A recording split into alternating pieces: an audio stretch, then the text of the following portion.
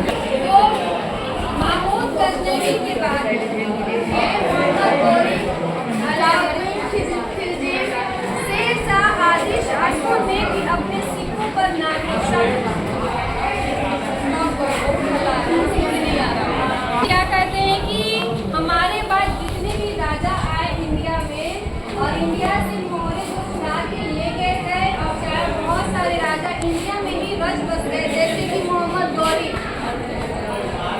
अलाउद्दीन खिलजी, शेर शाह सूरी, ये सभी इंडिया में बस गए और इनके द्वारा प्रचलित पे नागरी लिपि में ही वर्ड्स लिखे गए थे। इससे जाहिर होता है, सब होता है कि पहले से ही नागरी लिपि में ही प्रचलन था, पहले भी था, अभी भी है और आगे भी रहेगा। देवनागरी लिपि का इतिहास काफी पुराना है। इसका सर्वप्रथम साक्ष्य मिलता है दक्षिण के राज्यों से, दक्षिण भारत के राज्यों से, खासकर 1028 ईस्वी आपको दिया हुआ है।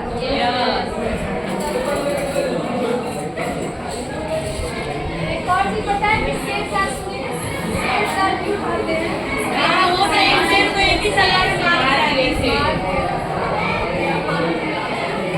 एक ही बार में पिजड़े में दोनों की पार्टी की तरह एक ही बार में मारा गया। इसी के उपलक्ष्य में शेर शाह शेर शाह सूरी और अलाउद्दीन खिलजी के बारे में बोल रहे हैं। वो कहें बहुत ही बदतमीज, बददिमाग, मतलब जितनी भी हुकूमत दी जाए उसके लिए वो कम है, ठीक है, और सब भी नहीं है।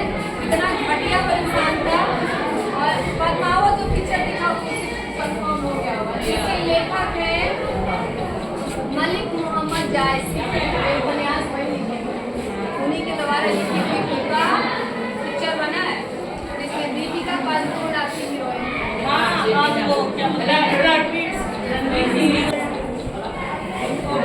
बादशाह अकबर ने ऐसा सिक्का चलाया था, बादशाह अकबर के में जानते हो ना, जोधाबाई अकबर, इसकी वाइफ थी जोधा, बहुत सारी रानी थी, रुकैया थी, जोधा थी,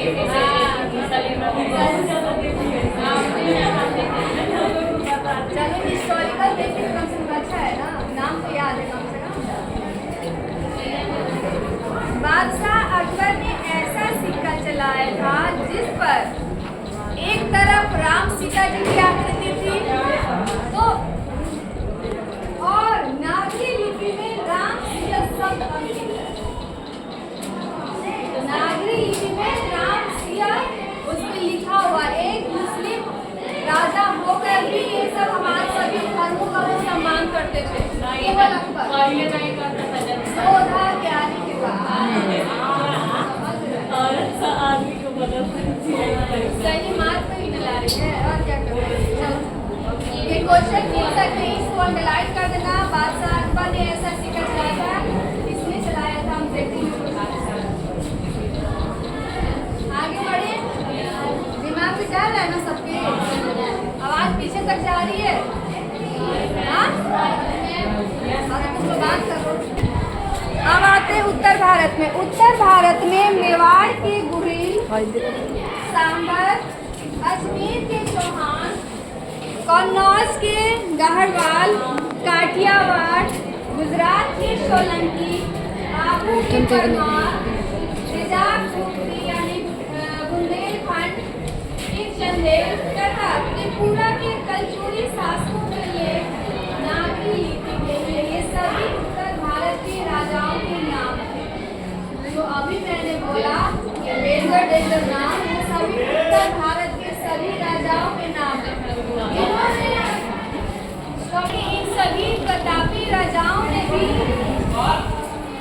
जो लेख होता है, जो बोलचाल की भाषा होती है, वहाँ भी नागरी लिपि में ही अंकित है, जिनकी यहाँ साक्ष्य आपको मिल गया, मिला है ना। आप इसको पढ़ सकते हो कि क्यों पहले तो पहले सोने चांदी ही चलता था, सोने का मोहरे चलता था, चांदी के मोहरे, चांदी का सिक्का और उसी का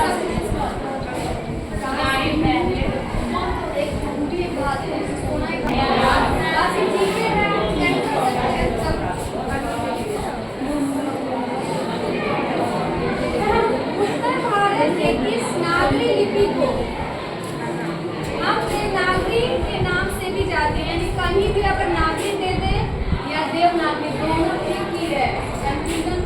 कीजिएगा। बोर्ड एग्जाम में भी आ जाए, नागरिक किसे कहते हैं और देवनागरी आप लिखिएगा। देवनागरी और नागरिक दोनों एक ही बात है। आगे बढ़ते हैं।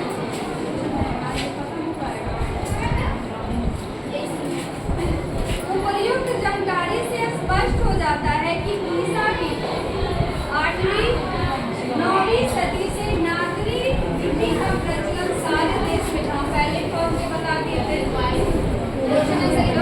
इसको अंडरलाइन कर दीजिएगा कि 8वीं से 9वीं सदी में नागरी लिपि पूरे भारत में प्रचलित हो गई थी। यह एक सार्वदेशिक लिपि थी, यानी कि सभी जगह ही बोली जाती थी, सिर्फ सार्वदेशिक। अब आते हैं गुप्त काल। एसएससी में पढ़े हो गुप्त काल? समुद्रगुप्त, रामदूत नहीं हो वंश के वंशज हैं। तो अब गुप्त काल के बारे में पढ़ते कि इनके कार्यकाल में नागरी लिपि का क्या औचित्य था, क्या अवधारणा थी। तो गुप्त काल की ब्राह्मी लिपि तथा बाद की सिद्धम लिपि के अक्षरों के सिरों पर छोटी आड़ी लकीरें या छोटे पोस्ट तिकोन है, मैंने पहचान करने के चिन्ह बताए कैसे लिखा जाए। थोड़ा सा पीछा होता है, कोने में लिखा जाता है, दोनों को उसको सिद्धम लिपि भी कहते हैं। लेकिन नागरी लिपि की मुख्य पहचान यह है कि ये सिद्धम का बताया, ब्राह्मी और सिद्धम का पहचान कि कैसे लिखा जाएगा, और नागरी का बता रहा है। लेकिन नागरी लिपि की मुख्य पहचान यह है कि इसके अक्षरों के सिरों पर पूरी लकीरें बन जाती है और ये सिरों रेखाएं उतनी ही लंबी रहती है जितनी की अक्षरों की चौड़ाई होती है। जैसे कि